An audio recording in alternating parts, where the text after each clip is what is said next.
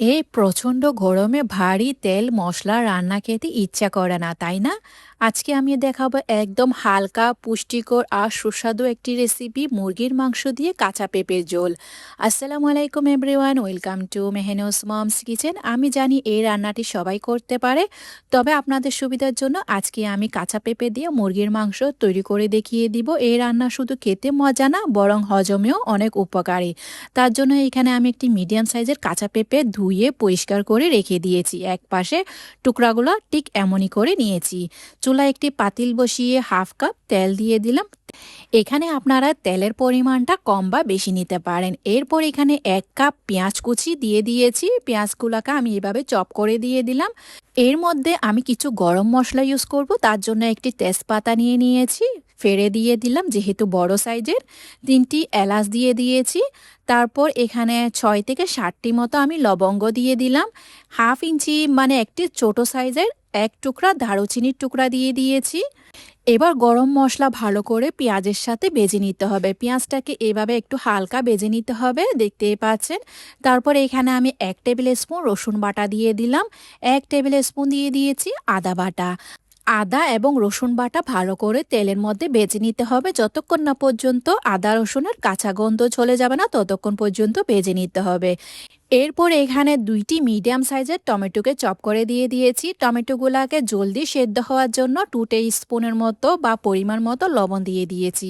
লবণ দেওয়ার কারণে টমেটোগুলো জলদি সেদ্ধ হয়ে যাবে। চুলার আঁচ লোতে রেখে ঢাকনা দিয়ে টমেটোগুলোকে সম্পূর্ণভাবে সেদ্ধ করে নেব। ঢাকনা উঠিয়ে দেখছি টমেটোগুলো হালকা একটু সেদ্ধ হয়ে এসেছে। আরেকবার নেড়ে ছেড়ে ভালো করে স্পেশালার সাহায্যে ম্যাশ করে দিতে হবে। এরপর এখানে ১ স্পুন হলুদ গুঁড়া দিয়ে দিয়েছি। ১ টেবিল স্পুন মরিচ গুঁড়া দিয়ে দিয়েছি। বেশি পরিমাণ মরিচ গুঁড়া ইউজ করব না, হালকা একটু মরিচের গুঁড়া ইউজ করব। ১ টেবিল স্পুন জিরা গুঁড়া, সেই সাথে দিয়ে দিয়েছি ১ টেবিল স্পুন ধনে গুঁড়া। তারপর ১ স্পুন গরম মশলার গুঁড়া ইউজ করলাম। বেশি পরিমাণের আমি মশলা ইউজ করিনি, দেখতে পাচ্ছেন একদম হালকা মশলা ইউজ করলাম। মশলাটি যেন পুড়ে না যায় তার জন্য সামান্য পরিমাণ পানি দিয়ে মশলাটাকে ভালো করে কষিয়ে নিতে হবে। কষানোর জন্য চুলার আঁচ লোতে রেখে ঢাকনা দিয়ে এভাবে বসিয়ে রাখবো। একদম চুলার আঁচ লোতে বা ধিমি আছে, দেখতে পাচ্ছেন এই পর্যায়ে আমার মশলাটা একদম কষানো হয়ে গিয়েছে, তেলটাও উপরে বেশি এসেছে। এই মশলাটা ভালো করে কষানো হয়ে গিয়েছে। তারপর এখানে দিয়ে দিব ধুয়ে রাখা পেঁপেগুলা। কাঁচা পেঁপেগুলা আমি এভাবে টুকরা করে দিয়েছি, আপনারা আপনাদের পছন্দ মতো টুকরা করে নিতে পারেন।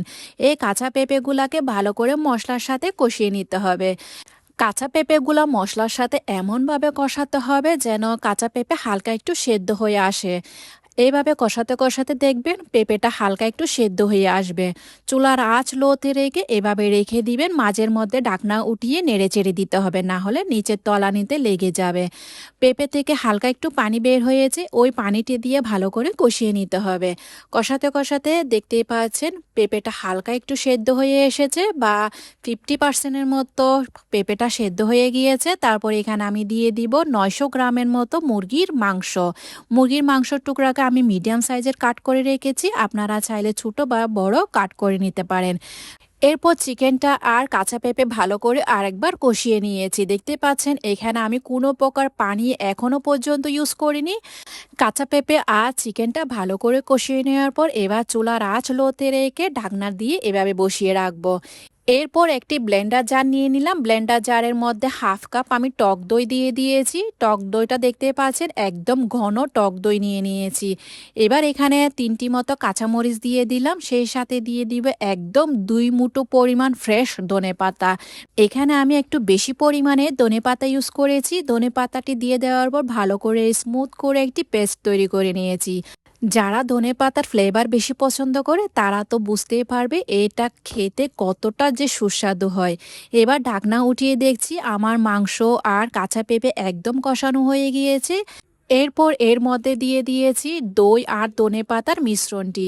ব্লেন্ডার জারটা ধুয়ে পানি দিয়ে দিলাম। পানিটা এমনভাবে দিতে হবে, আপনারা কাঁচা পেঁপেটা সেদ্ধ হওয়ার জন্য পানি রাখতে হবে। এরপর আপনারা ঝোলের পরিমাণটা কতটুকু রাখবেন ওই পরিমাণের পানিটা এই পর্যায়ে দিয়ে দিবেন। পানিটি দিয়ে দেওয়ার পর লবণটা এই পর্যায়ে চেক করে দেখবেন, যদি প্রয়োজন হয় আরেকটু লবণ দিয়ে দিবেন। ঢাকনা দিয়ে এভাবে রেখে দিবেন পেঁপেটা সেদ্ধ হওয়া পর্যন্ত। মাশাআল্লাহ, লুকসটা যেমন হয়েছে সুন্দর, পেঁপেটাও সেদ্ধ হয়ে গিয়েছে, আমার চিকেনটাও সেদ্ধ হয়ে গিয়েছে। আমার রান্না প্রায়ই শেষ। এখানে আমি ৩ থেকে ৪ টি মতো কাঁচামরিচ দিয়ে দিলাম ফ্লেভারের জন্য।